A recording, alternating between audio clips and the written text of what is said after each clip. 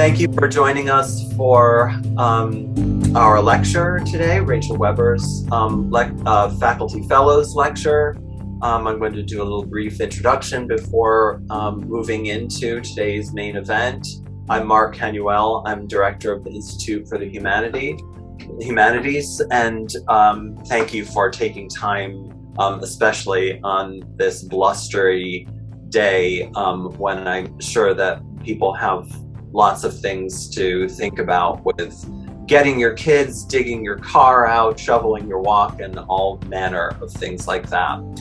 I'd also like to take this opportunity in our first in-person event of the semester to remember the work of two great humanists from UIC who passed away recently, Janet Smith and Nicole Jordan. For generations of students and legions of faculty members, their intellectual vitality, mentoring, leadership, and collegiality helped to make our great university even greater, and we were all inspired by them and continue to be. Before I begin today's introduction, I'd also like to remind you of some upcoming Institute events. Rafi Magarik will be presenting his Institute Fellow Lecture on Wednesday, February 23rd. On Tuesday, February 22nd at 5 p.m., Emmanuel Rojas Barajas will moderate an anti-colonial discussion of the great John Ford Western Stagecoach with Professors Jeffrey Sklansky and Emmanuel Ortega. This is in collaboration with the Borderless Cultures film discussion series, and I hope you'll join us for it. You can email us for a Zoom link for that event. The film is available for viewing, I should add, via a link to Canopy. Other events further out include our visiting fellow events this year with Gerald Horn, who will be presenting a lecture and seminar on April 26th and 27th. We also have a fantastic event with Luis Alfaro and Luis Urea also further out, and you can find out about all of these events on our website. It's my great pleasure to introduce Rachel Weber, who is Professor of Urban Planning and Policy at the University of Illinois at Chicago. She received her BA at Cornell and joined the faculty at UIC in 1998, just a couple of years after I did. And she has held numerous leadership positions here, including Associate Director for Research and Program Development at the Great Cities Institute and Director of Graduate Studies in the Urban Planning and Policy Program. Her areas of research and teaching concentration are in urban and regional economic development, real estate finance, municipal government law, planning theory, urban politics, industrial restructuring, public finance, and infrastructure. In a climate in which the expression engaged humanities is used frequently and sometimes haphazardly, Professor Weber gives a very concrete shape. Sorry for the urban architectural puns, but they're almost unavoidable. She has worked with U.S. Department of Housing and Urban Development as a postdoctoral fellow. She has served on the City of Chicago Developer Advisory Committee and on the TIF Advisory Committee for Chicago United for Equity. She has also written extensively on tax increment financing. Her work led to the passage of the TIF Sunshine Ordinance in 2009. This is an ordinance that requires the Department of Planning and Development to make certain TIF-related documents readily available to the public for both TIF districts and TIF-funded projects. The list of her involvement with on-the-ground policymaking and advising in Chicago and beyond is a very long one and would take up an entirely separate introduction. But I should hasten to say here that she is an ambitious contributor to the discourse that informs the work that she does on the ground.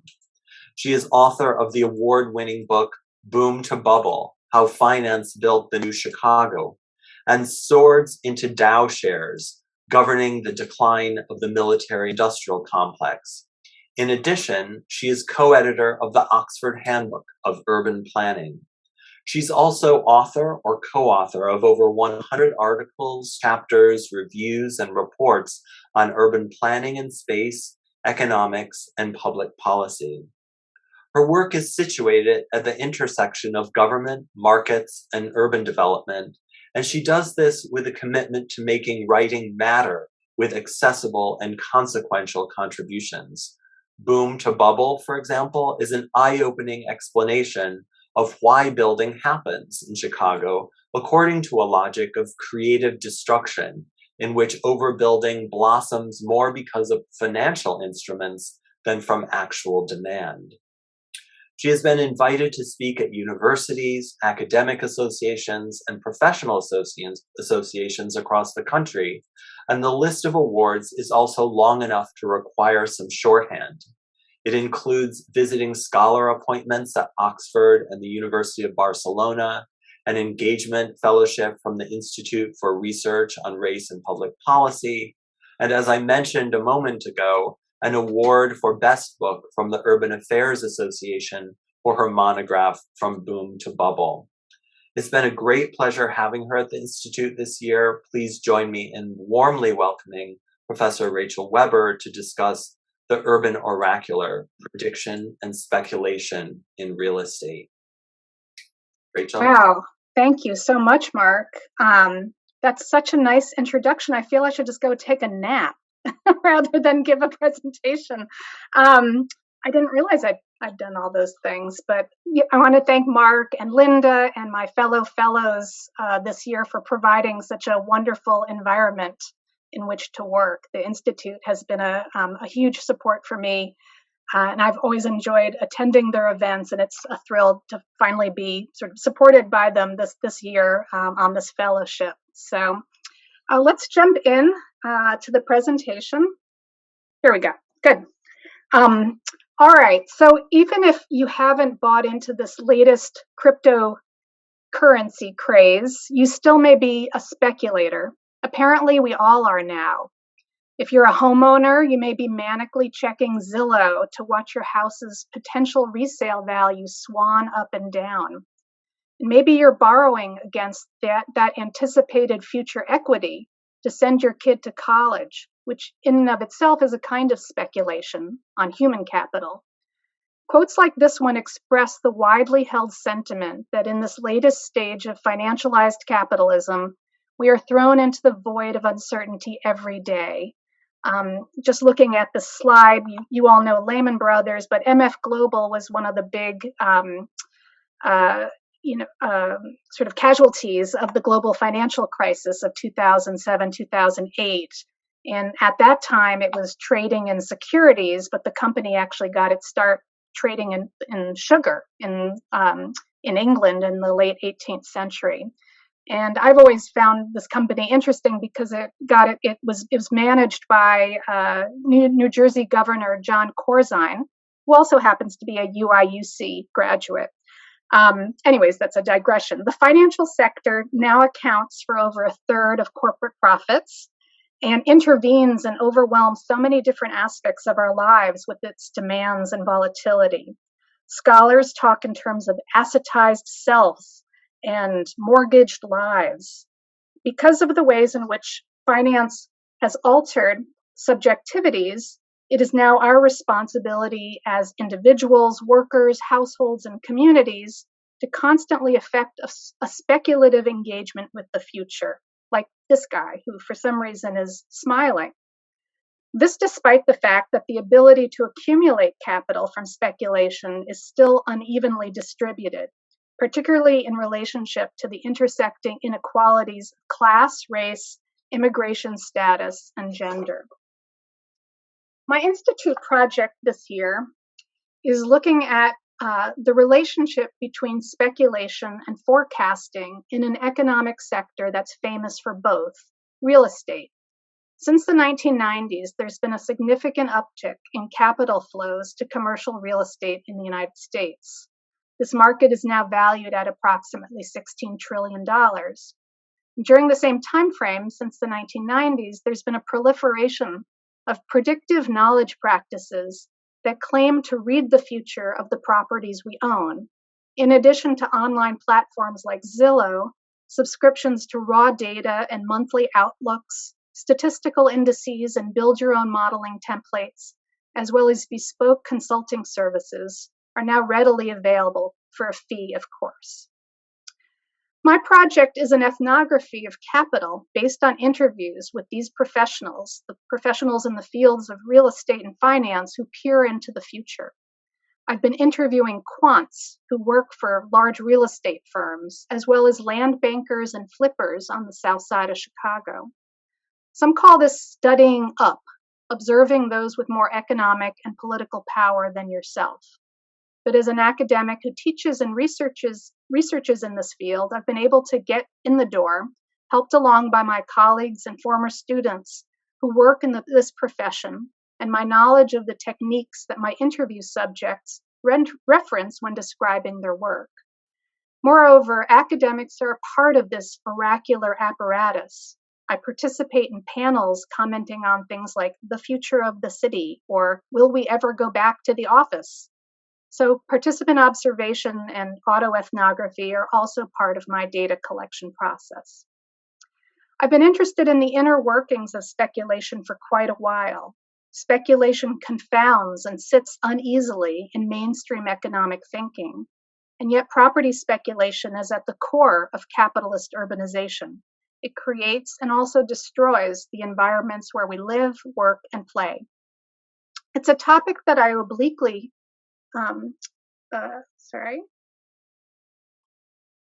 referenced in my book, the last book, which was about the boom and bubble in Chicago in the first decade of the 2000s. In recent years, it seems like history is repeating itself. Transactions, pricing, and building have come to a brief pause with the onset of COVID, but since have skyrocketed. And Blackstone, those of you probably know, is a private equity fund, and now, says the New York Times today, the largest owner of commercial real estate in the United States. Last year, the issuance of commercial mortgage-backed securities, the financial instrument that I was looking at and tracked in my last book, rose to its highest volume since 2007. There's such demand for assets that real estate speculation has moved online to something I'm not sure I understand called the metaverse, a completely virtual and imagined space.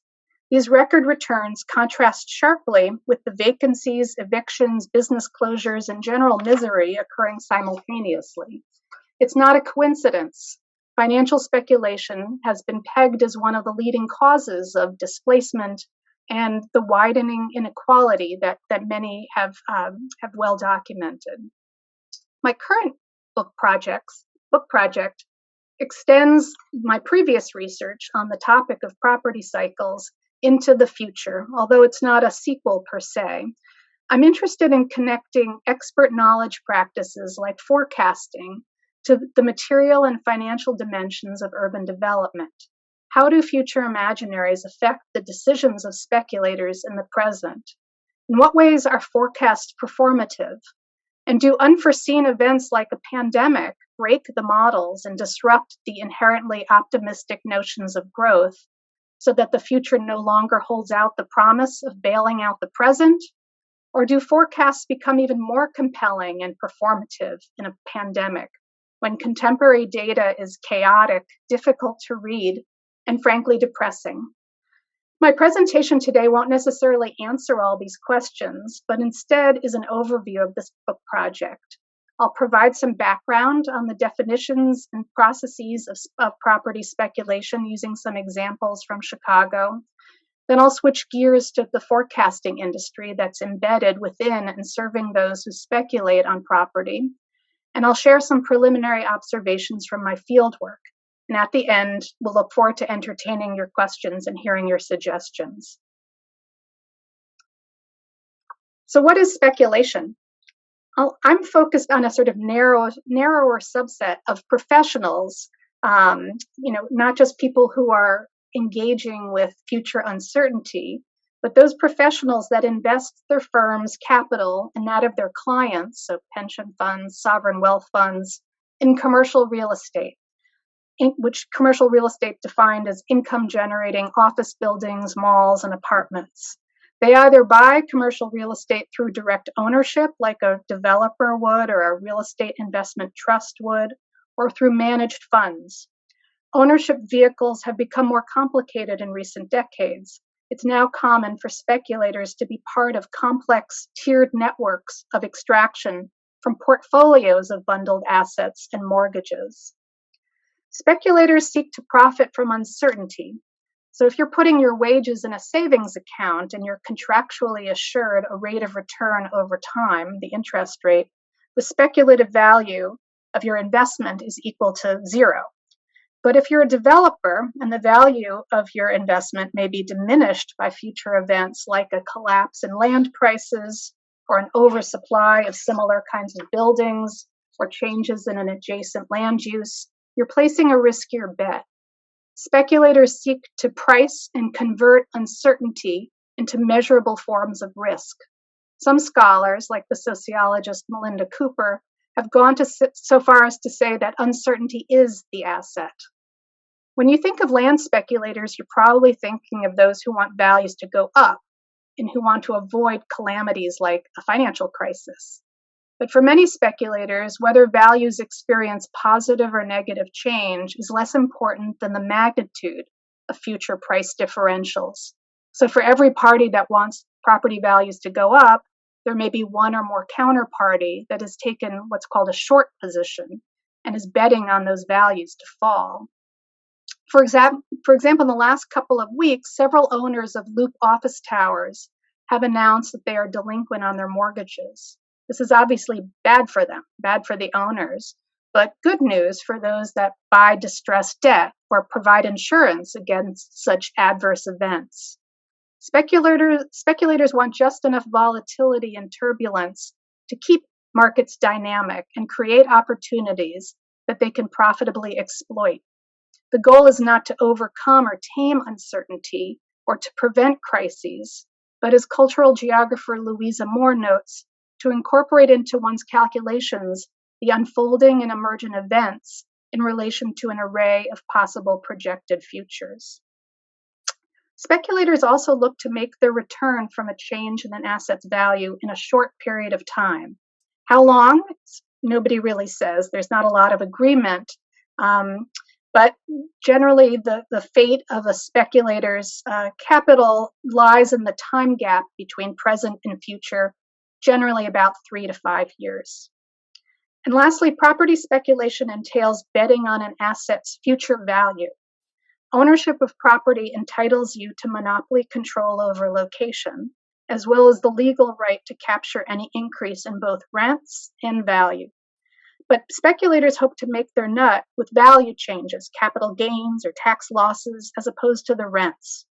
During lead-ups to bubbles, we see empirical evidence of the relative importance of appreciation, like compression in what are called cap rates or capitalization rates, which means that sales prices are outpacing increases in rents. We also see appreciation comprising a larger share of total returns. We see holding periods declining and borrowing, the loan-to-value ratios, increasing. The political economy literature makes a big deal out of the difference between landlordism and speculation. Landlordism is often enshrined with a warmer glow because of its association with production. It involves productive labor, like operating costs, maintaining property. It contributes to the production of wealth and to social reproduction. However, the goal of landlordism is often to transform the surplus value derived from rents into an asset through which surplus value can be preserved and accumulated. Moreover, expected future rents are an important part of estimating a property's value. Add to this the fact that you've got Wall Street investment banks and private equity firms becoming the fastest growing class of landlord as they make bulk purchases of single-family homes, and this distinction between landlordism and speculation becomes even blurrier. It's one of the reasons why I prefer to talk in the book about speculative modalities, contrasting different actors who may invest large or small outlays of capital, who take short or long positions, whose assets have sort of short or longer gestation periods. So again, just to summarize, my definition of speculation involves professionals committing capital to real estate assets in hopes that the values of those assets will benefit from uncertainty in the short run. I'm also interested in how speculation takes place. Right? Keynes defines speculation as outwitting short-term price movements ahead of the general public. And in some ways, this is true. So here's a quote from an analyst I interviewed at one of the big real estate investment firms. And you can see from the first paragraph that getting out ahead of the crowd provides the sort of first mover advantage, like buying into a new market at a discount.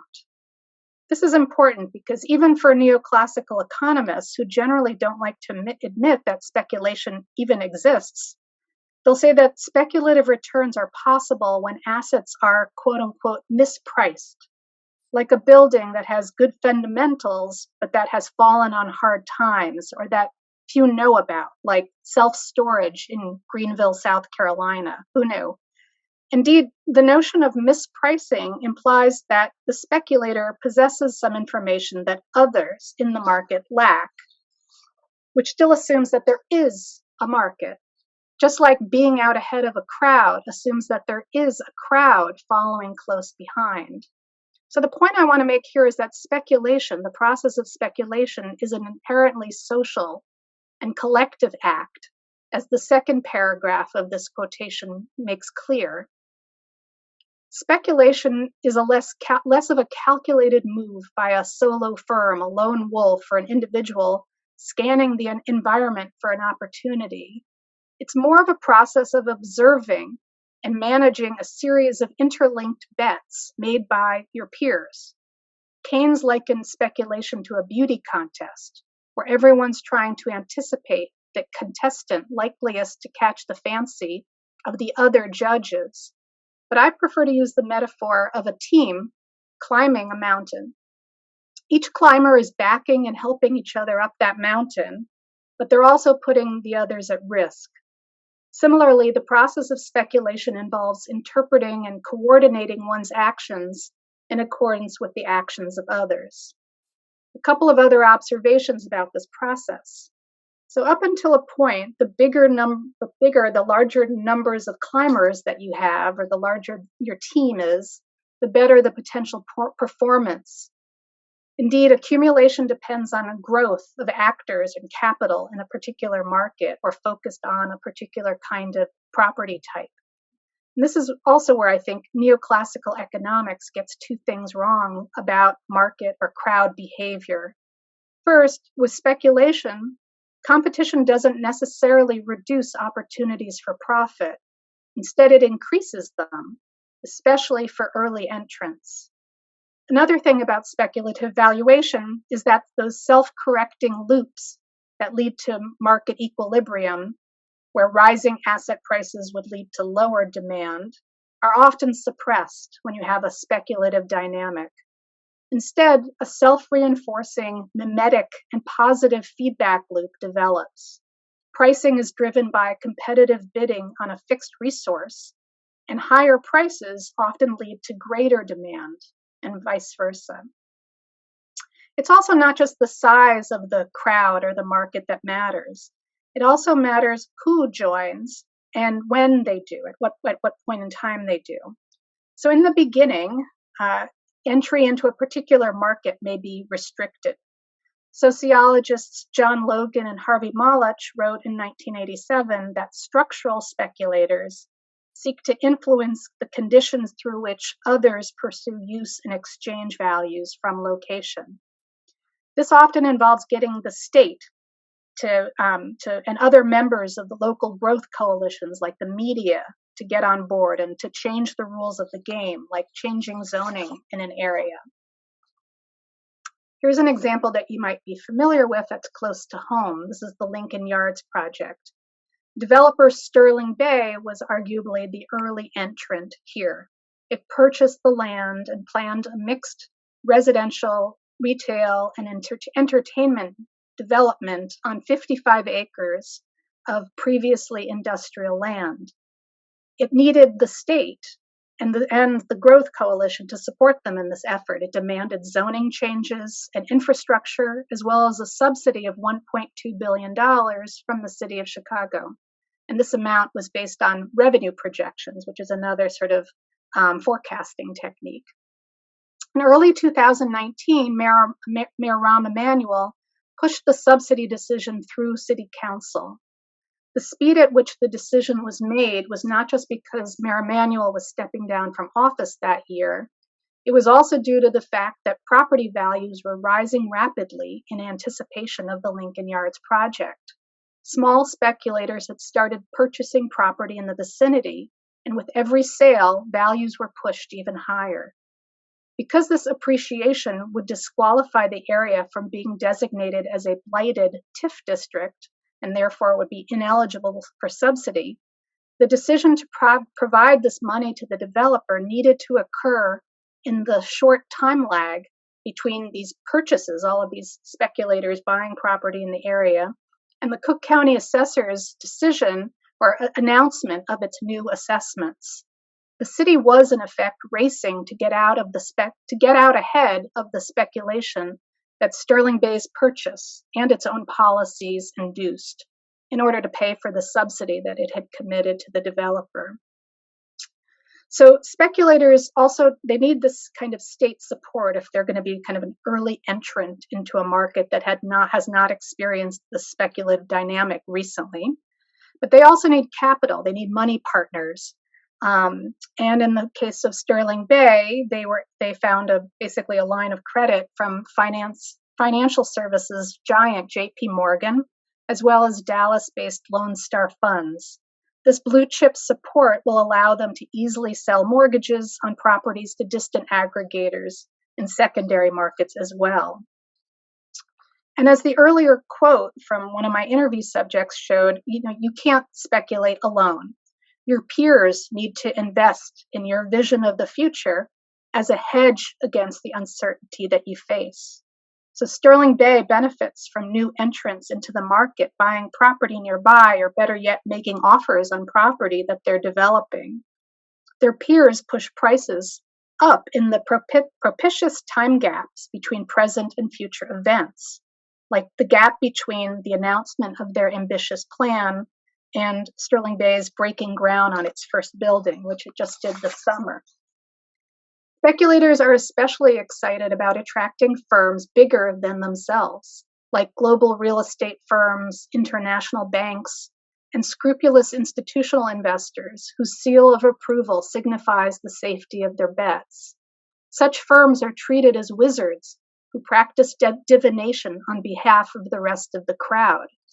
And I'm sure Sterling Bay was quite happy that this deal just took place.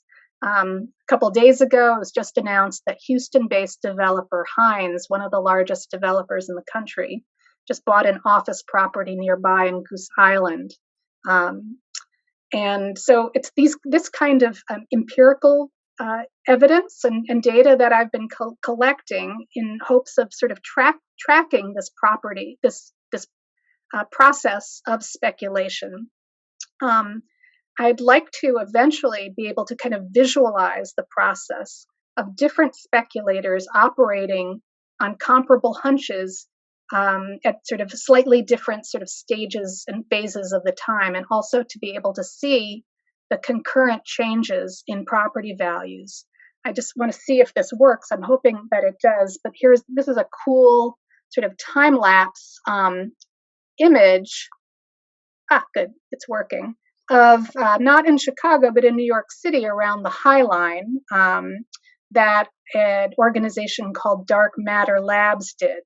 So you can kind of see they're basically sort of mapping not just the new development in the area, but the increases in property values that are taking place. And my hope is to do something similar like this with a couple of local examples, probably Lincoln Yards.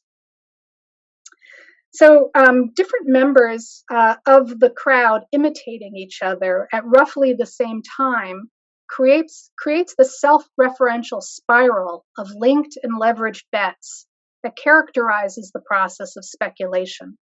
Every time someone purchases property in Lincoln Yards, it affects the values of everyone else's assets, no matter how expectant or unrealistic their sales prices are. Like the climbing team, the firms and properties are connected to each other through chains. I guess ropes would be a better, just to kind of stick with the metaphor, through chains or ropes of valuations. External references are replaced with other instances of speculation, such that it is impossible to identify any true or foundational value. These valuation chains can also drag each other down. That is what's essentially happening in financial securities these days, especially some of these conduit deals that I've been following with these asset-backed securities.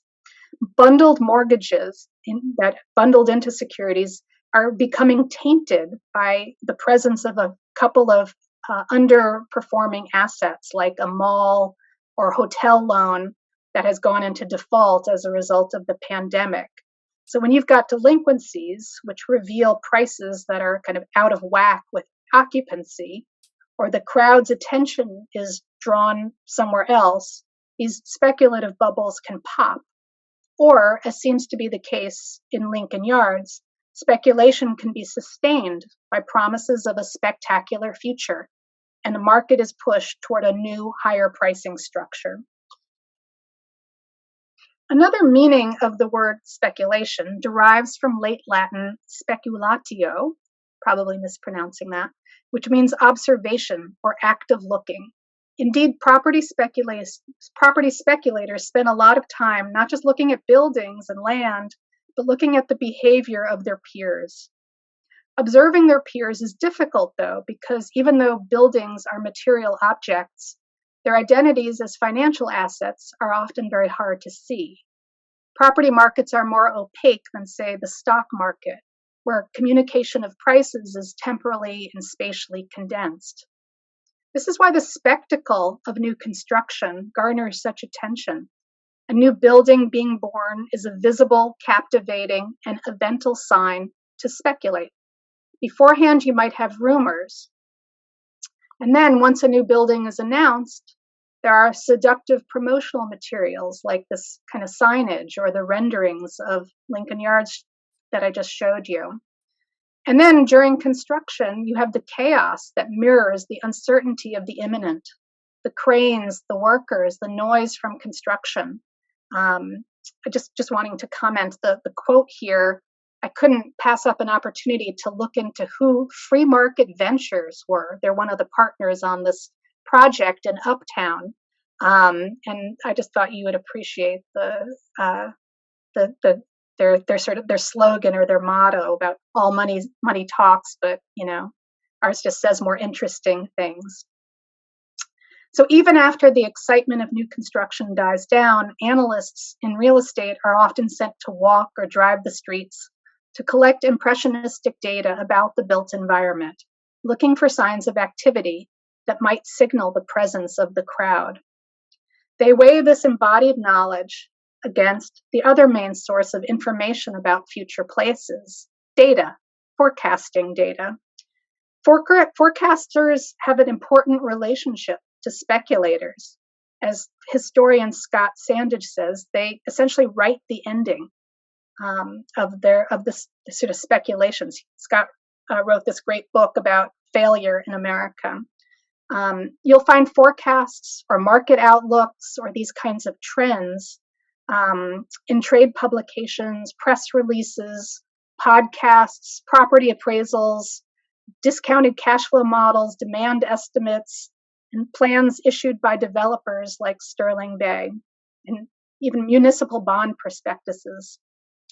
The future has become crowded with this kind of textual data about trends, imagistic data like renderings and plans, and numerical projections, different kinds of output like point forecasts or scenarios. U.S. securities regulation has even developed a special class of speech for forecasts. It calls them forward-looking information. And like the warnings on packs of cigarettes, classifying predictions as forward-looking information exempts the issuer from liability in case these predictions don't pan out. So who generates this kind of forward-looking information in real estate? Here's a kind of typography of different actors. So just moving, I guess, counterclockwise, you see that some of the largest speculators are also responsible for forecasting. So embedded in global full-service real estate companies like Jones Lang LaSalle, Cushman and Wakefield, as well as in financial firms, so asset managers, big banks, real estate investment trusts like LaSalle, BlackRock, Brookfield. You'll find research departments staffed by analysts who are asked by internal investment committees and by portfolio managers whether they should, say, invest their capital in San Francisco or Seattle. And if the answer is Seattle, whether or not they'd be better off investing in apartments or suburban office campuses there. You also have private data companies like CoStar and Real Capital Analytics that cater to these firms, both the real estate firms and financial firms, with data sets and also do their own analytics. These are companies that essentially commodify future knowledge by selling data about the past. They license subscriptions of property data, offer reports covering different geographies and sectors, and sell products like climate risk scores and COVID-19 economic forecast scenario software. You also have specialized economics consultants that do a lot of this kind of forecasting work. They help both the sort of large companies with special projects, but also smaller companies that don't have enough funding or staff to sustain their own research departments. And in between, you have what people refer to as prop tech firms. These are sort of very similar in many ways to both the data companies because they're sourcing data, but from novel places, maybe sensors or mobile phone signals. But like the consultants, they're also analyzing that data, often through AI or machine learning. So I've been interviewing forecasters who work for these different kinds of firms. Mostly they have training in economics, but some are computer scientists and mathematicians. Their day-to-day work involves moving, arranging, and ordering retrospective data in the calculative spaces prefigured by their software and analytical models, mainly Excel. So in spreadsheets. They generate simple descriptive statistics like average changes in rents over time, or use regression models to let their superiors know to expect a 4% increase in rents per year in Austin warehouses over the next 5 years. Some rely on more advanced or complicated models and methods like probabilistic models, Monte Carlo simulations. But normally the methods are relatively simple, but the data is becoming sort of big and growing more voluminous as commercial real estate has grown into the lucrative and globally integrated market that it is today. So I would ask these analysts, what do you think about your work? What do you think about these forecasts? Some, I would say, are true believers. They believe forecasts allow them cognitive access to the future. This contingent, I'd call them rationalists, were implicated in the global financial crisis of 2007-2008, when folks were wringing their hands and wondering how they didn't see it coming. The rationalists defended the forecasting models, arguing that they either had in fact seen it coming, but no one listened to them, or that yes, there were some kinks in the models or some social biases, but the models and the techniques and the data were basically sound. Their quantitative techniques are certainly better, they argue, than the guesswork and gut instincts of yore. And indeed, these folks are really heirs to this much longer process of helping to kind of rationalize the field of real estate. The rationalists I interviewed generally balked at the idea that their firms were involved in the business of speculation. This is partly because, like the economists that they are, they generally believe that informationally efficient markets left no room for abnormal returns. So if you're omniscient and you know what's going to happen to prices before they're locked in, you're making an investment. You're not speculating. It's more of an investment that is akin to like a savings account at a fixed interest rate. And this is also, it's not just neoclassical economists, even Marx agreed with this idea. He thought that if you could calculate returns, you were no longer speculating. Other subjects of mine, other interview subjects, as well as most of the sort of constructivist cultural geographers and historians that I've been reading, tended to view forecasts very differently. They saw them more as shrouds that provide legitimacy and flimsy cover to speculation. They're masked illusio, Bourdieu would say, that give capital a scientific air while it goes about its business of appropriating surplus value. These folks would argue that the sort of smartness and quantification allows firms to extract even more rents than they would otherwise, in a sense, sort of knowledge rents. While these critics doubt the accuracy of forecasts, they recognize their need to look accurate to encourage belief. So an example of this constructivist perspective is the historian Urs Staley, who argues that speculation transformed, however incompletely, from a pathology, from gambling and alchemy, to reason when stock exchanges and quantification came onto the scene in the late 19th century. He and others draw the connection between speculation and forecasting and the pre-rational. Okay, so we have spreadsheets and MBAs instead of a priestess in a toga who's, high from the gases that are escaping from the fissures in the ground. But they argue that forecasts still play the same kind of magical role as the Delphic oracle once did. And it's interesting, those of you who know some of the forecasting techniques have probably heard about Delphi methods, interestingly developed by the Rand Corporation in the 1950s.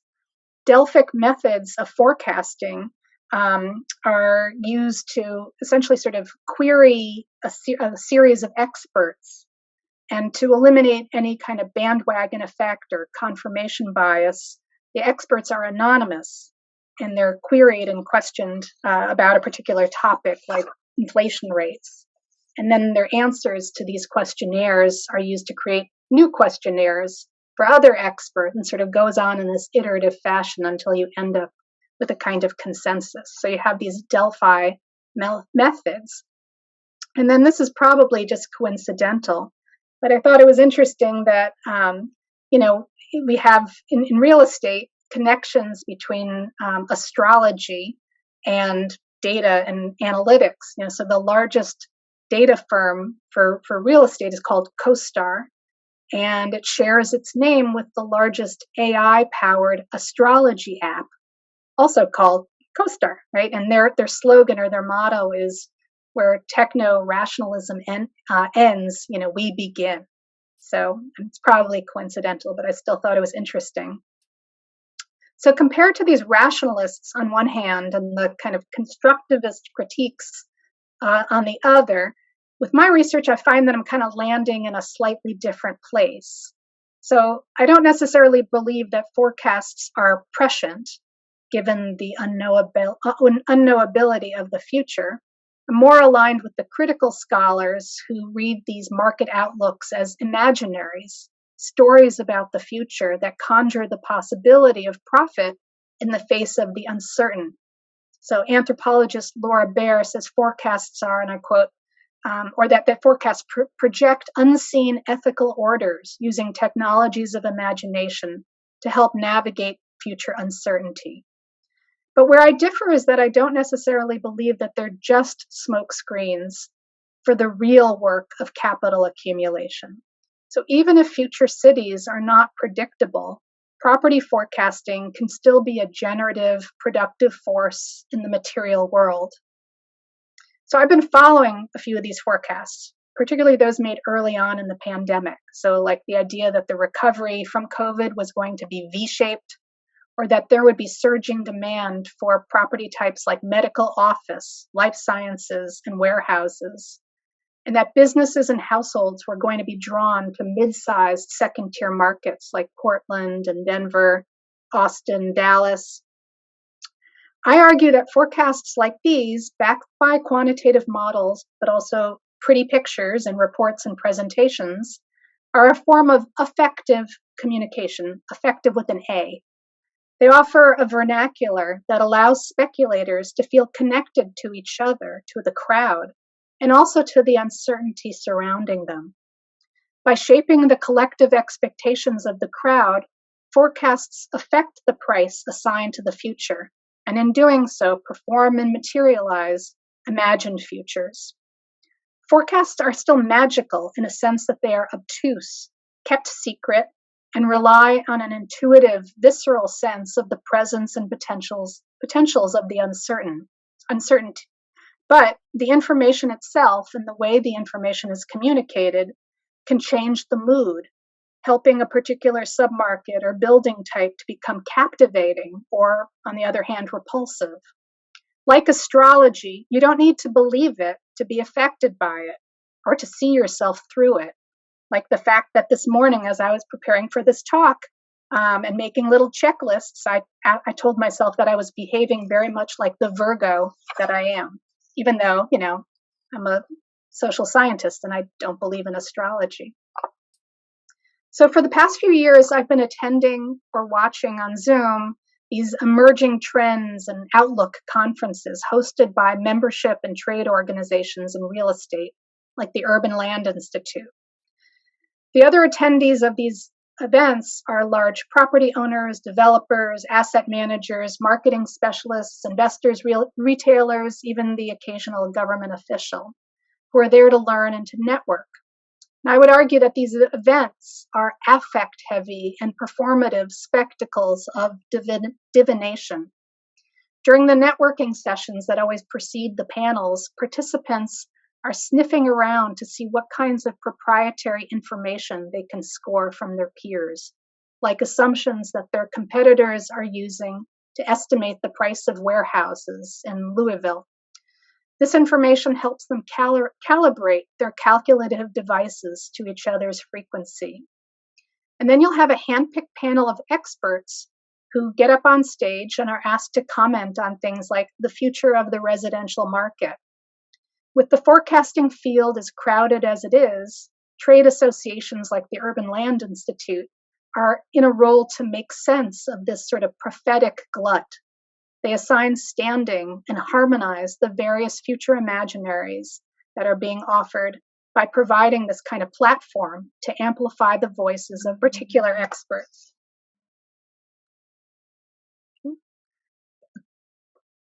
Forceful, competent speakers who have some statistical evidence entrance the audience.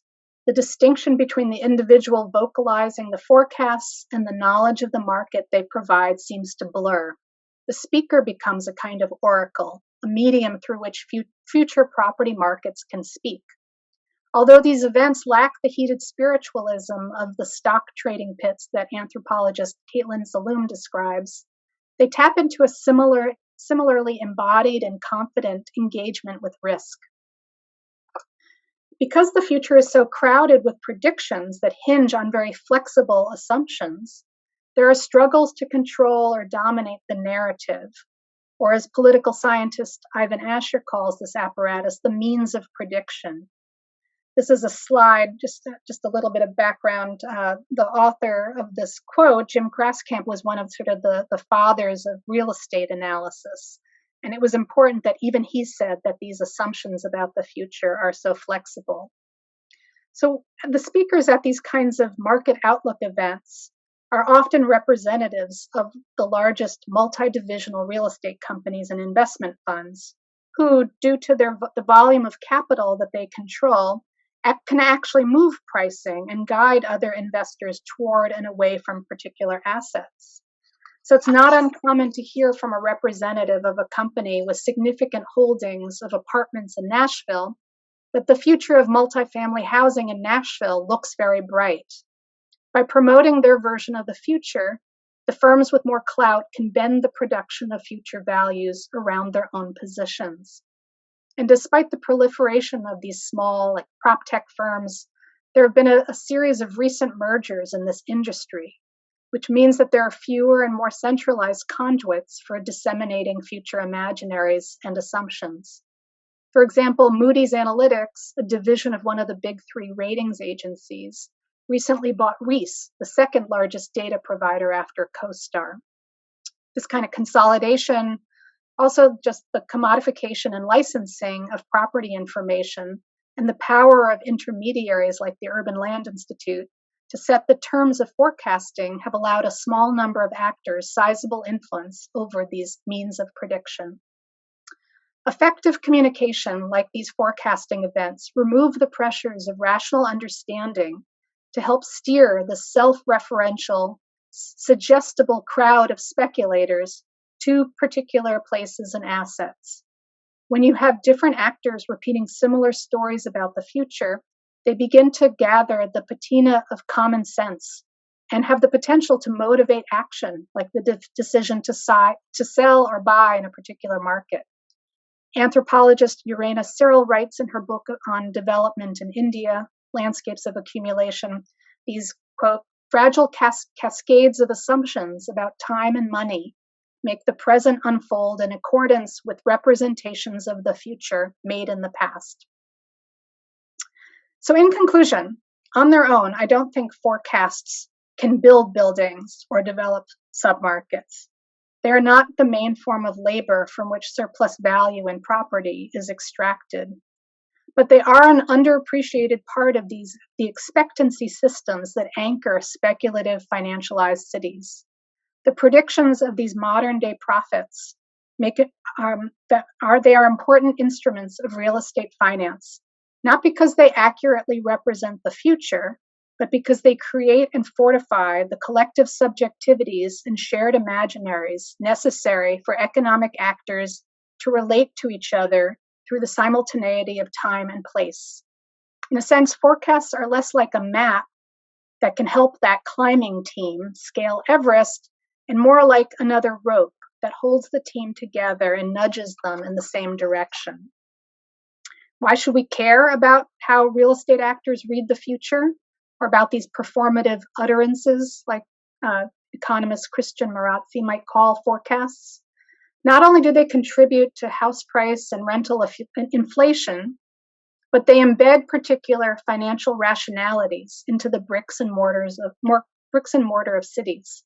So my hope is that by writing this book and by having a better grasp on this process, that we will help to understand the extent to which social movements, progressive states, and others can push back against this colonization of the future city by finance.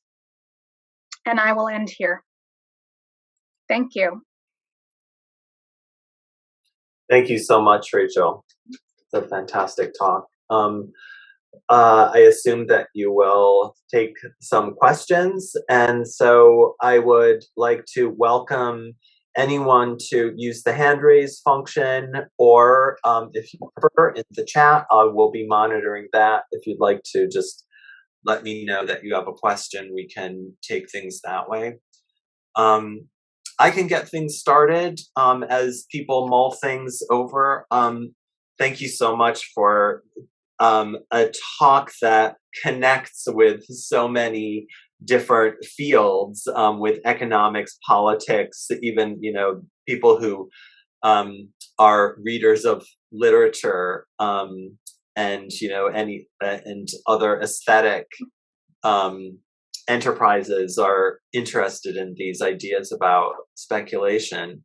I was wondering if you could comment a little bit about the different proximities between speculation and knowledge that you've touched on, but seem like important material distinctions, not differences in interpretation, but actual differences in proximity between speculative discourses and the source of knowledge that is being gathered. So, for instance, it seems like one kind of speculation with which you began was the sort of speculation that makes a claim about superior knowledge, that there is a certain kind of knowledge that the average person has, and the speculator wants to acquire specialized knowledge.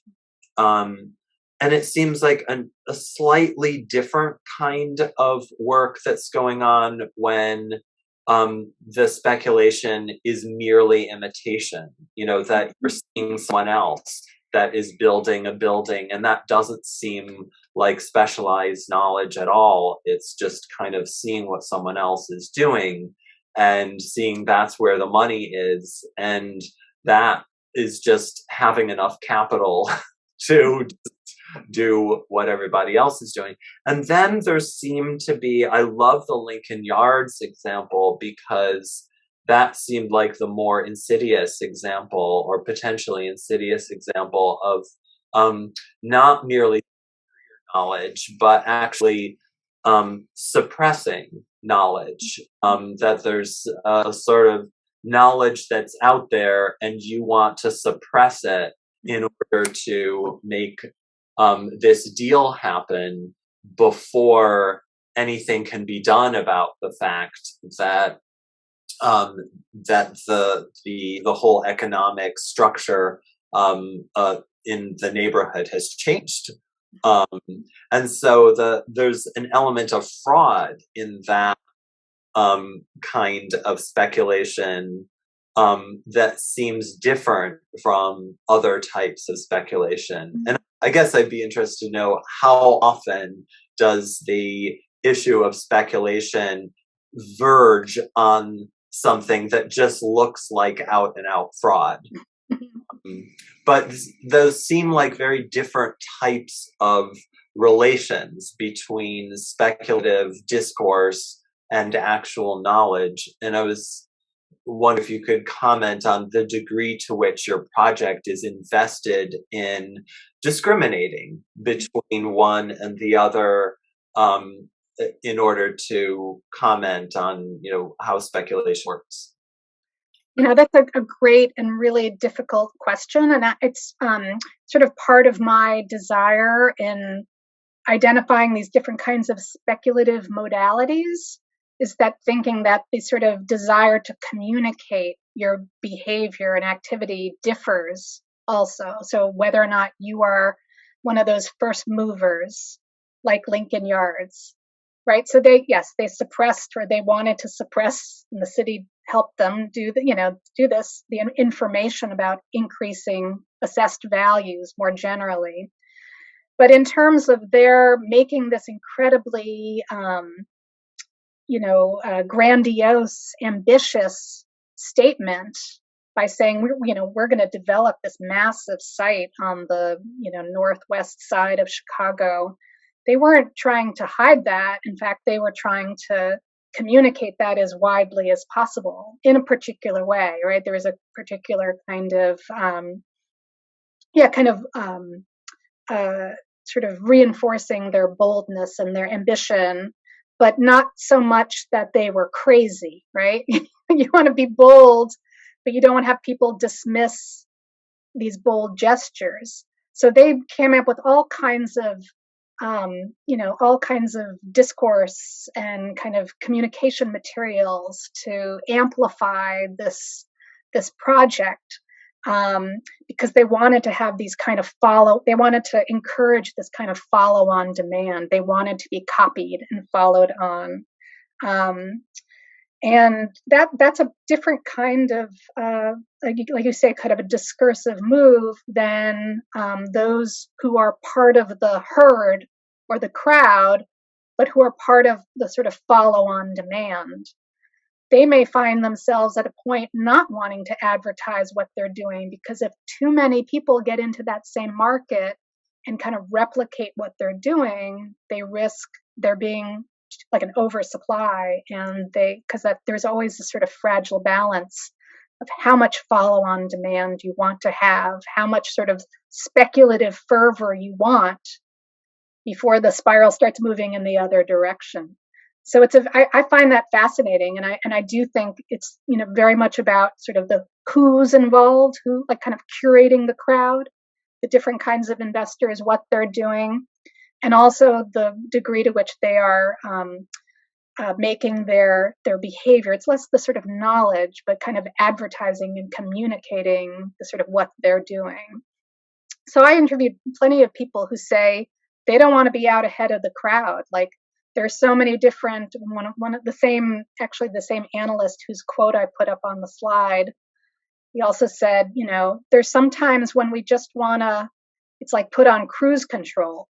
Like, we don't necessarily want to be the one out ahead, but we want to follow the crowd because there are all these financial instruments and all these vehicles through which we can buy, big office towers in New York. We're not going to make the same kind of, sort of speculative returns off of doing that, but we'll do fine. That's a stable market. We're not going to lose our shirt, right? So that in that case, in the kind of analysis that the folks who are working for these big firms are doing, they're projecting more modest returns. They're not necessarily, they haven't kind of, they don't feel the need to make these grandiose, big, observed kinds of gestures. They just kind of want to be in behind that first climber, and be able to kind of benefit. I'm sorry to keep on using these metaphors from the climber preventing them from the headwinds, but they just kind of want to be there and let somebody else take on those risks, but potentially also make those kinds of big speculative returns.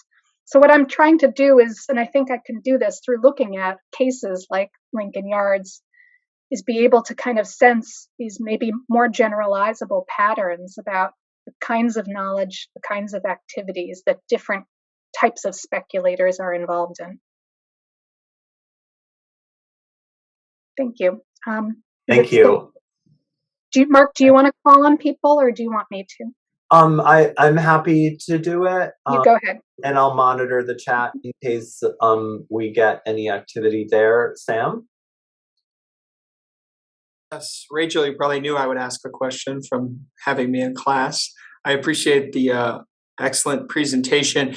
My question has to do with, you mentioned mortgage-backed securities. You mentioned that compressing cap rates is usually a sign of a bubble forming in the market. So multiple parter, I guess. But how do you think financial institutions are treating mortgage-backed securities differently than they did before the subprime mortgage crisis? And do you think we've put in place proper safeguards to avoid catastrophe, or do you think, as has happened many times before, history is destined to repeat itself on these speculative value increases in properties? That's a very good question, Sam. And I guess that just from my observations, and I haven't been following it as closely as I did for my first book, but it definitely seems, as I said, that this sort of mortgage-backed security market is back and booming, and we're back to the same sort of 2007 volume of securities trading. What's different, and this is really interesting as it pertains to sort of crowds and speculation, is that most of these mortgage-backed securities are the collateral are single trophy buildings. So you'll have like one, you'll have like one security, but you're trading the mortgage of like one. We're always talking about bundling and pooling and slicing and dicing all these multiple mortgages from all over the place, turning them into an instrument that could then be sort of sold off in separate tranches. And in the sort of COVID, bubble, it seems like there are fewer of those pooled securities where you have lots of different kinds of buildings from all over the country and put into one security, but there are more of these kinds of single asset ones. And I think that's because of this fear that and the uncertainty relating to certain kinds of assets like malls and downtown office buildings and anything related to the tourism infrastructure that have really been struggling. I mean, there's such a kind of demarcation between the types of buildings and locations that are doing really well right now and the ones that aren't. So there's been a fair amount of defaults or impaired assets, impaired securities, because you may have a security that has like one big mall in it. Like I noticed that like the mall that I grew up going to as a teenager, hanging out and smoking clove cigarettes and drinking Orange Julius's, called the Crystal Mall in Waterford, Connecticut. And it's part of this one, I was, kind of following the asset up the food chain and seeing that it was part of this one big commercial mortgage-backed security and maybe even a CDO. But the Crystal Mall is failing, right? The Orange Julius is not there anymore. Neither are any of the other anchor department stores. And because of that mall failing, the whole security's, doing poorly. And investors are going to lose their shirts. And, so it's like, I think what's different is there's been a kind of reshuffling in this, and maybe a hesitancy about sort of throwing all these different kinds of assets into the blender, mixing them all up and sort of selling, sort of pieces of them. So, I think that kind of caution probably makes sense. I mean, those of us who are critical of this sort of securitization trend, we're always, sort of commenting on when you do that kind of bundling, you lose the sort of idiosyncrasies of a particular asset, or that there's a kind of violence that is done in sort of taking those assets away, sort of disembedding them and turning them into a financial asset. And sometimes those local use values come back to sort of to sort of haunt these securities. So I do think there's been more caution. So I don't really necessarily think we're in the same situation that we were back in 2006, 2007. We have a question from Roland Fang, and I'll get to your question. But first we'll go to Margarita and Jeff are having a viewing party at their house. It's great to see Pass the popcorn. that you're joining us. You go ahead. All right, thanks so much. So I'm Jeff Gore from the English department. I say that in part just so you don't think I'm Margarita Sauna, but also because my question is kind of an English department question that I think Mark was prompting initially about some of the applications of what you're doing.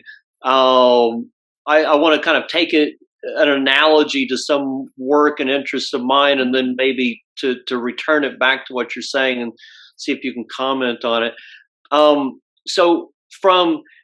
I was very interested in the models that you were talking about the difference between this kind of lone wolf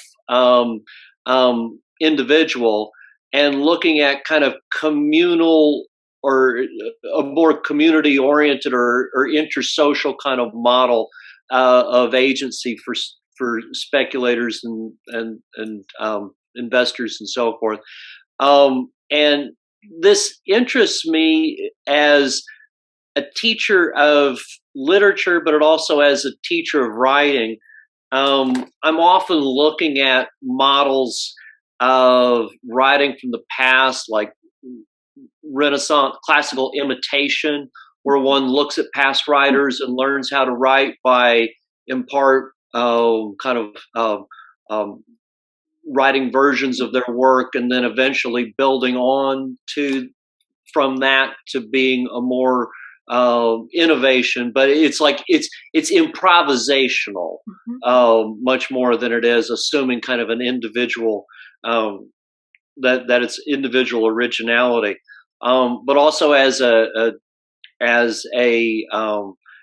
teacher of writing, I'm trying to encourage students to look at their research as an archive, and then also in their work to perform the work collaboratively. That they share drafts with each other, I prompt them with questions. I'm scaffolding this, but they are learning how just to have conversations with things. And I mean, like, I do this for two reasons. One is that I'm trying to prompt a certain kind of way of them thinking of themselves as citizens. You know, that the act of doing this is helping them to understand their relationship to the world, but it's also generative. You know, like, in the sense to help them to be readers and writers is to see that as a collaborative activity. And so I'm teaching them a model of that I might use to analyze something, like that this is intersubjective writing activity, but I'm wanting them to see that in approaching things themselves this way, it's not just analytical, but it's generative and allows them to do the process themselves. Okay, so that's like kind of me, you know, sort of being a tourist in what you've provided here, and to then, you know, to say I see an analogy and I feel like it's very rich. Now, I guess, so one of my questions are, how much, when you're performing this work, do you think about analogies? I mean, obviously there was the climbers there. And second, for the investors, would they find what you're doing generative? Or is it that they see, well, she's an anthropologist, she's talking about our work, but we don't want to see our work that way. We want to see our work as individuals. So, I mean, to what extent is this something that provides a kind of anthropology of looking at the activity? And to what extent is it providing something that some smart investors would actually say, oh, she's on to it, she's on to us, and I like how she's on to us, and this helps me to do that activity more? Well, that's a really interesting question. Thank you for both of those. I'll take the second one first, and it is interesting. There have been a couple of like investment firms that have actually hired anthropologists, and, you know, to observe them, to figure out, you know, of course there's always some instrumental reason for that. It's not just, oh, we want to kind of see through your eyes how we behave, but it's like, no, we want to perform better, or we want to retain our staff, you know, instead of having this constant churn, right? There's always some instrumental reason, but the folks who have been led into these, you know, like there's a Swiss anthropologist who worked in like Zurich Bank for a couple of years, Stefan Leens, I think his name is, and he's coming to some of the same kind of conclusions that I have been. But he was, you know, he was hired by the firm to sort of observe them and to kind of comment on their kind of, you know, their sort of work process. So I don't think, if I were to talk to, you know, or to kind of go back and give the presentation I just gave to you all, just to my interview subjects, what would they think? You know, I think, they balk at this label of speculator. Some do, others like embrace it and are really proud of it, because it does still have some of these pejorative connotations. It hasn't totally kind of left the these negative sort of associations or reputation behind. But I think in terms of the sort of the patterning of speculation and sort of and knowledge, I think they'd be interested in it. This sort of they admit that this is, you know, even though they may say, oh, I'm a lone wolf, or it's all my own knowledge and intelligence and ambition that has allowed me to do X, Y, and Z, or just, you know, just the hubris of calling oneself free market ventures. I mean, and the guy who started that organization he's notorious for just having an ego the size of Chicago. But I think some would admit that there is this form of sort of networked sociality, you know, and you could call it the crowd, you could call it the market. I think that's more what you will find in this world, that people talk about the market, you know, and they give agency to the market, and they kind of come up with characteristics of the market, like it's a person that they can know and love, or who can love them, or who can hate them, you know. So I find a lot of this kind of transference of, you know, or sort of, yeah, kind of the social is sort of kind of attaches itself to the market, the social formation. So I think I think if I phrased it like that, or I talked about market behavior, market decisions, like I think they would be receptive to the kind of work that I'm doing and would want to know what I'm finding, because in some ways, like I say, there's an instrumental value to being able to figure out when it makes sense to go out ahead of the crowd, when it makes sense to follow the crowd, when our yields and returns highest, at which phase in a kind of speculative land development process could you make the most money? I think having that kind of information might be of value to them. So that's kind of your second question. Your first question, or sort of observation, I really like that there's this kind of parallel with the sort of with your pedagogical strategies and the sort of the writing that you have your students do. And it does make me think about what it means to be in conversation with, right? That's a phrase we always use, to be in conversation with this literature, that literature. When you're in conversation with, like, does that mean that you just are mimicking, right, or copying, or are you, inserting yourself in there and taking certain things? You said improvise, right? You take certain things, you reject others. And that's really what I don't mean to imply that the folks that I'm interviewing are just like lemmings, that they just, like, oh, good idea, let's follow that. And then they all do it. Like, there is the sense of you have to sort of filter and be a discerning reader of your market and of your peers.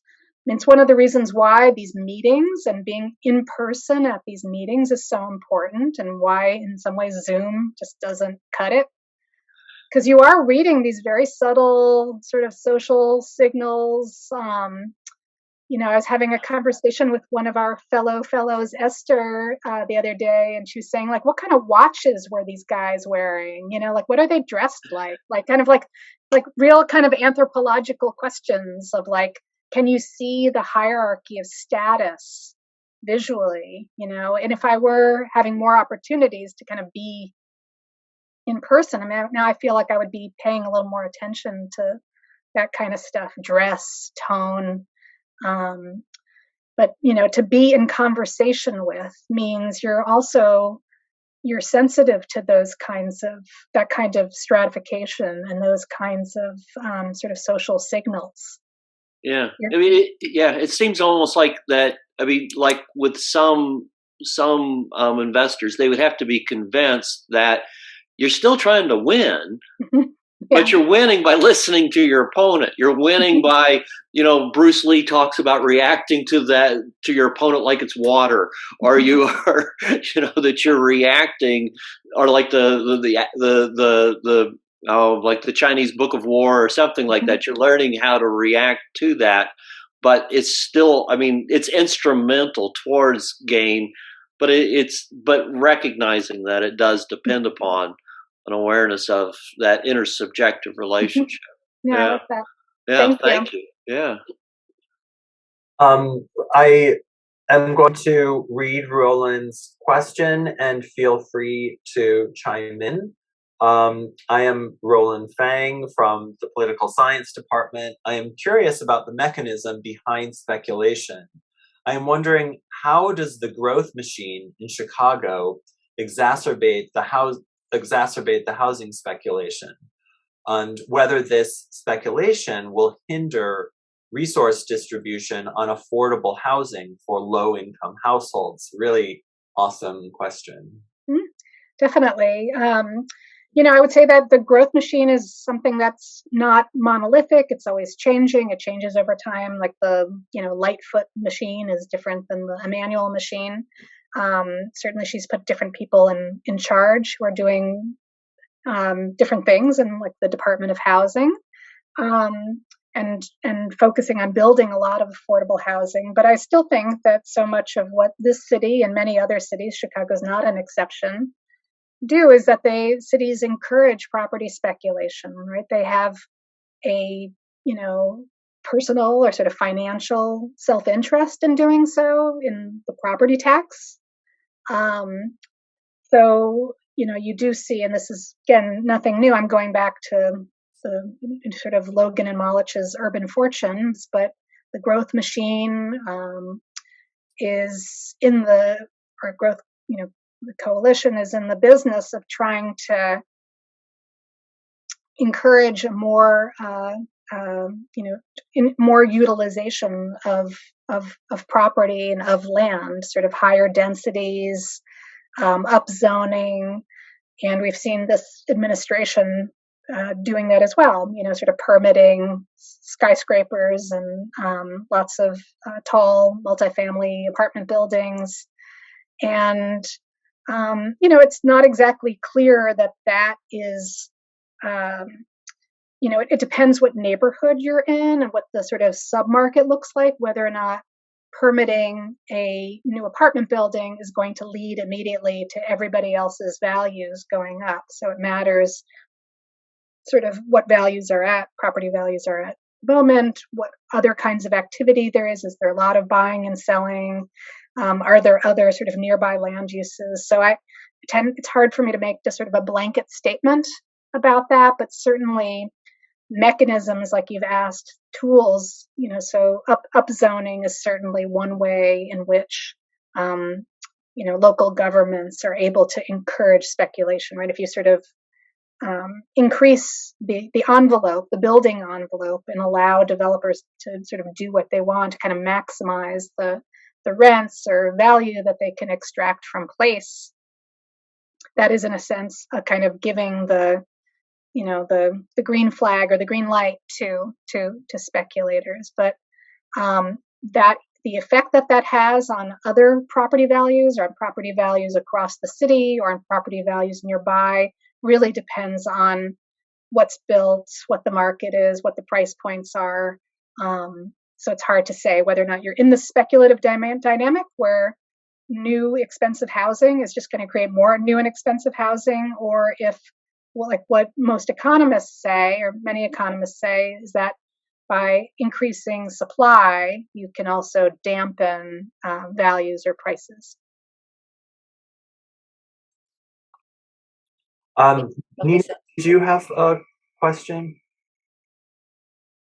Oh, I mean, I actually have quite a number of questions, but I think I might just kind of speak with you offline. But, one thing that I'm actually, this was such a masterful presentation. It has given me so much to think about. And one thing I think I'm still struggling with, though, actually, is the photograph of the hikers, because I'm just not, I feel as if I'm missing something about why that image to you is kind of more helpful, I guess, than the Keynes analogy of the people who are trying to guess which beauty contestant the judges will select. I mean, I think that somehow I feel as if that analogy and all of its yuckiness speaks to me, whereas the photograph that you showed of all of these hikers who are working together and who are kind of blinded by the snow and they're wearing their goggles, and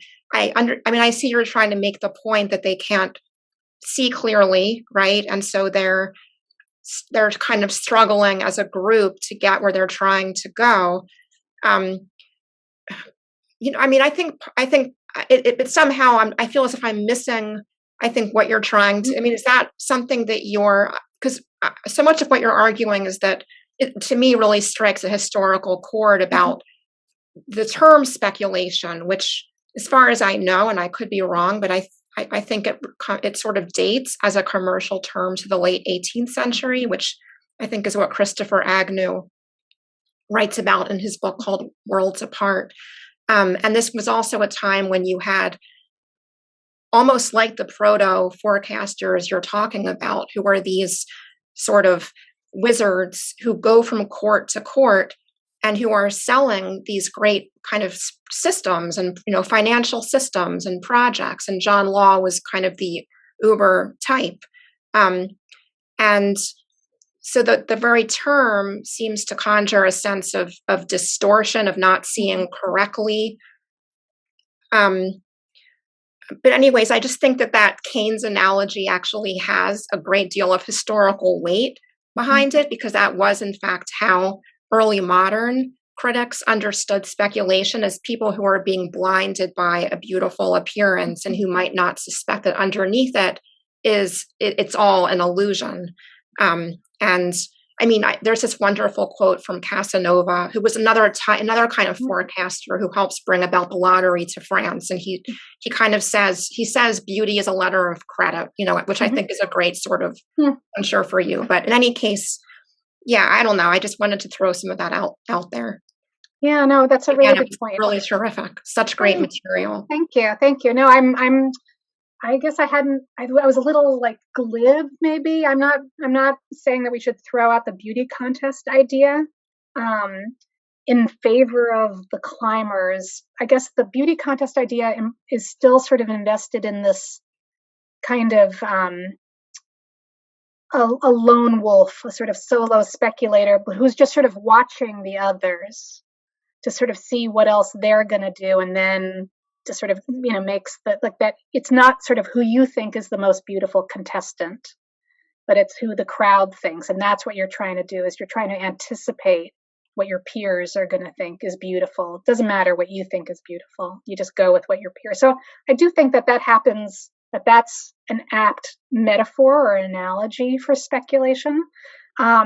Even though I begin to part ways with this idea that it's just an illusion, or that that there's something fake or fraudulent, kind of going back to this fraud idea, involved in all speculations. I mean, I think that's sort of where I'm sort of parting ways with my kind of constructivist colleagues and some of them, the critical historians of speculation, because I do see speculation doing this work, like it's not just, we want to kind of come up with like a pretty picture, because a pretty but fake picture, and then just find a way to sort of profit off of that, even though the building we build won't be as pretty as that, but that there's something suggestive about these pretty pictures that helps to kind of perform them, that kind of helps to create and construct them.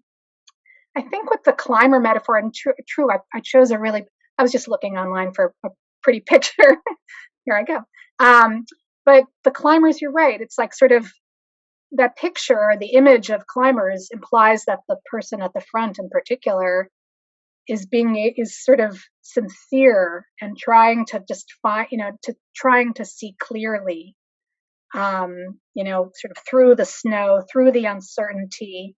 It implies this kind of the prescience of the ability of them to actually see. And I don't necessarily want to imply that. What I like about the climbing metaphor just is to sort of see visually the connections between all of these. It's like it's a group that's connected by these ropes. So what one does affects everybody else. In a good way, they can kind of all be dragged forward, or they can all be dragged down. And so that was sort of the kind of metaphorical material that I was trying to work with. But you're right. There's I think I have to sort of say more clearly about. I have to be clearer about what I mean by that kind of the speculation as observation. How clear is that vision? And that's a challenge, because you get into this. There's sort of these ontological issues about the ability, or I guess epistemological issues about the ability to know the future. And I don't necessarily want to comment on like it's impossible, or it's always clouded, or it's possible but then or that the visions are themselves just sort of always fake or fraudulent. We'll take two more questions. Tarini? Yeah, thanks. Thank you, Rachel. This was I join everyone in saying what a beautiful talk this was. And I guess I have two questions, and I think this is also probably related in some ways to Nina's question. I found it so fascinating as an anthropologist myself that, you have these ways of speculation as collective, speculation as as spatial and temporal, speculation as, as sense, speculation as narrative, and all of these kinds of things, which were really quite amazing. And I'm wondering in some ways, and I love that you pull apart this, you actually linguistically sort of think through, speculation as a form of seeing. And for me, really, that photograph of the climbers, in some ways, it's almost as though there is this need, and I wonder if you can speak a little bit to this, that, the privileging of seeing, which is really the privileging of the higher senses, right?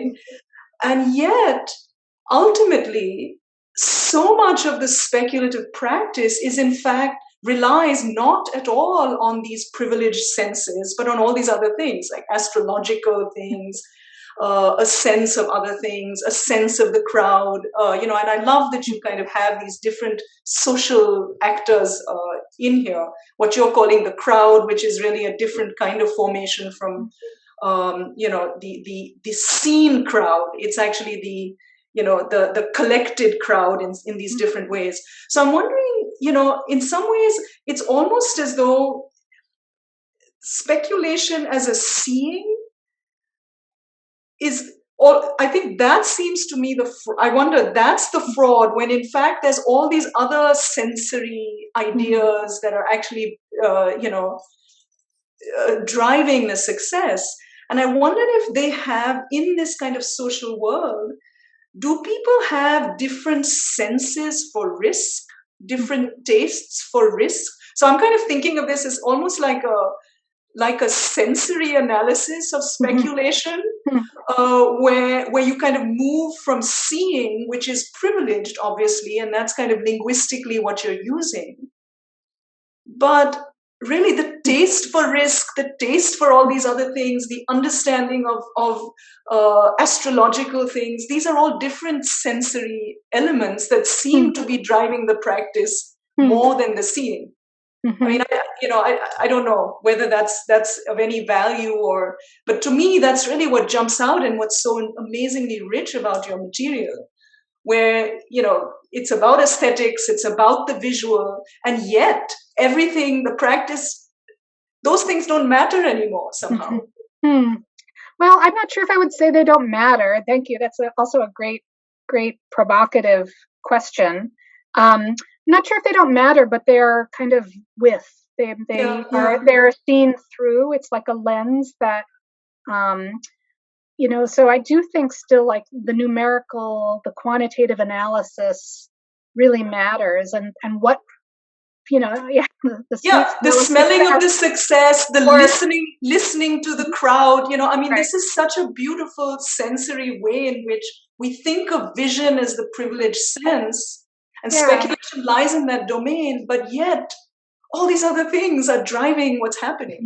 Well, there's a lot of feeling, I guess, and that's where I'm, beginning to read in that sort of affect literature, the Lauren Berlant sort of stuff. There's a lot to be said about, the kind of the non-rational, or just and I do think that's what these events really sort of struck me, like, sure, you're putting your numbers up on a screen and people are talking about whether it's a 4% or 5% rate of inflation, so the quantitative and those kinds of knowledge practices do matter, but the sight of the Excel, of the spreadsheet, or the numbers up there, and the pictures and images and renderings of the future places, and the feeling one gets from just being part of this audience, and from being part of the collective, oftentimes a collective that is sharing very positive news, despite the fact that, like, particularly now, there's a lot of very depressing and not so positive news, but there's just this kind of rallying the troops, exciting the crowd, almost like a sports kind of an event. But you're right, the sort of the seeing, how important is the seeing as opposed to all these other sort of sensual types of experiences, and this kind of embodied knowledge that one gets from, kind of walking the streets and getting a feeling for places. this is also one of the things, or one of the criticisms of financialization and of securitization that I was talking about in response to Sam's question about what are mortgage-backed securities doing these days, is one of the questions. And then this is a larger criticism or comment or a form of analysis that I'm sure you're familiar with, because a lot of anthropologies of finance bring up the same point, but that this process of abstraction, disembeds property or the asset, even the numbers, from the sort of sensory experience. That you did have analysts and traders on Wall Street who did not have that embodied knowledge, who had not walked the street and taken a look at that office building or that apartment building, but still they were buying and selling and trading it, from their cubicle on Wall Street. And some people argue that in some ways, the whole, the crisis, the global financial crisis of 2007, 2008 was in fact like a not having seen those signs, not knowing that that office building was empty or that apartment building was only half rented, because you're only seeing the building through a spreadsheet.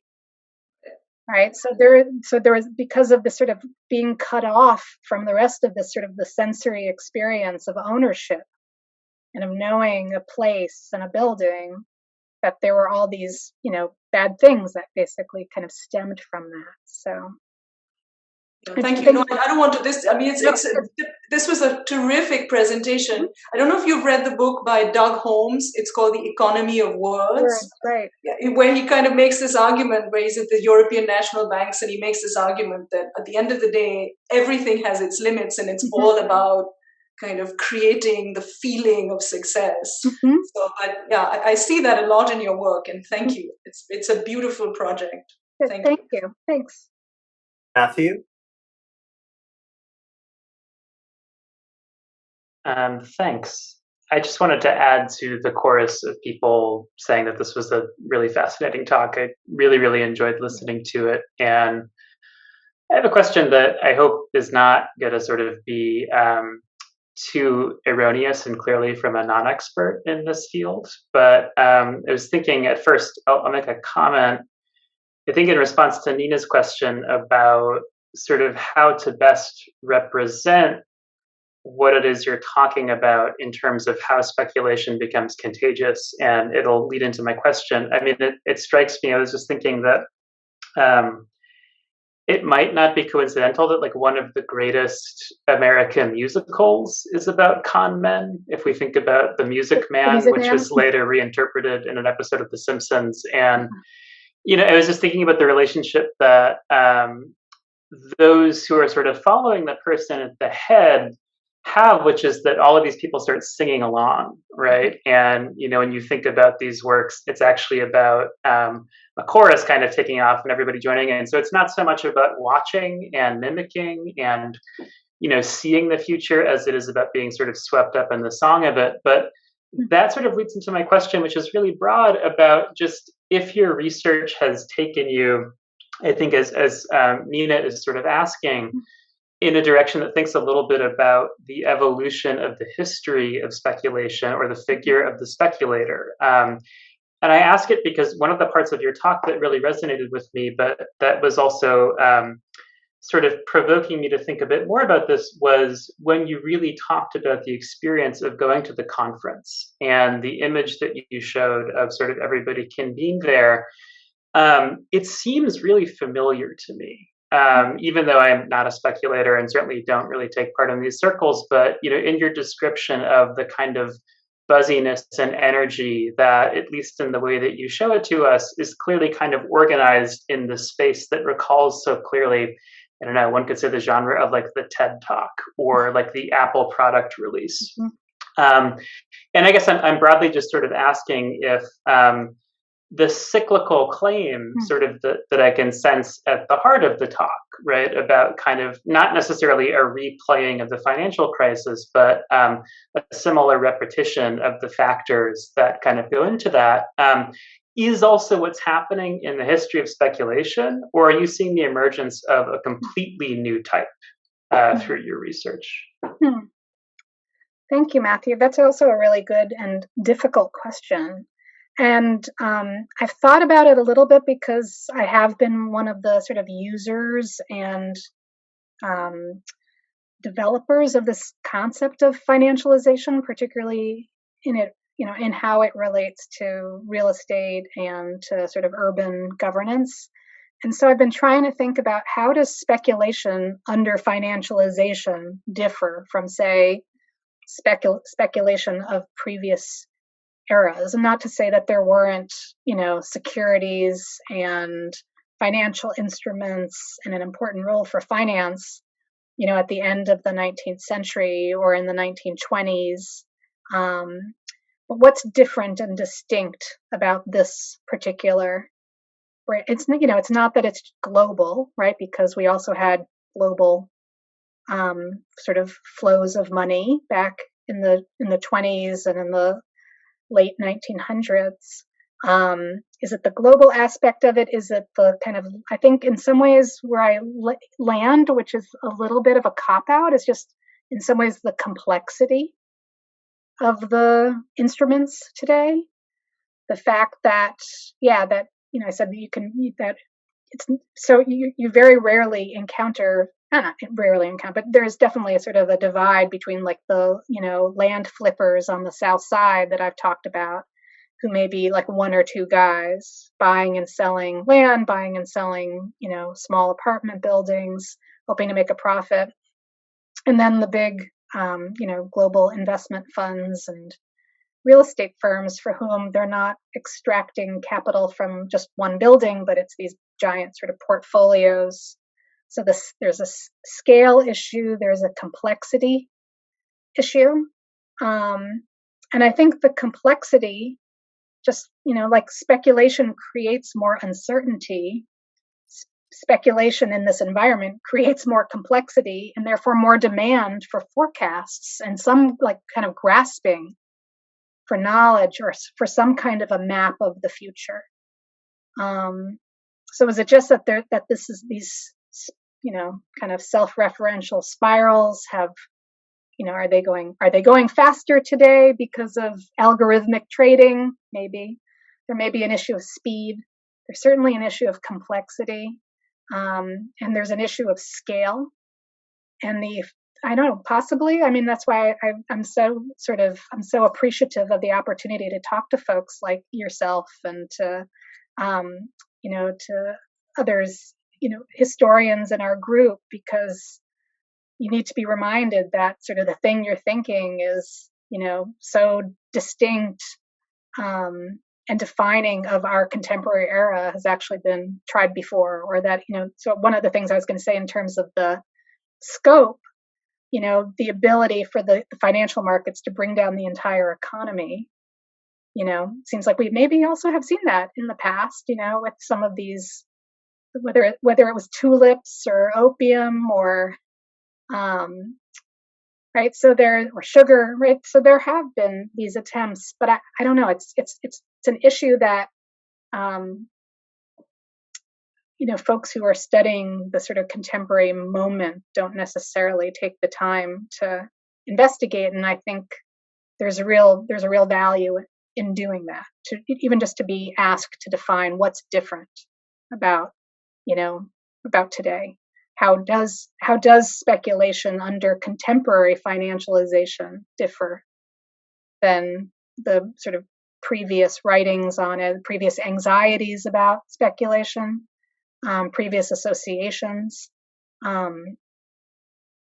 and so I'm definitely interested in that. But it's there are still some big holes in my knowledge. One of the reasons why, again, this year and being able to be in conversation with you all has been so helpful. Thank you, Rachel, for such a stimulating talk. We've obviously been generating lots of conversation about it, and I'm looking forward to continuing in more informal ways over the course of the semester. Thanks to everyone for joining us. We look forward to seeing everyone back for Rafi McGarrick's lecture and at other Institute events very soon. Stay warm and safe out there, and thanks again, Rachel, for such a Thank you.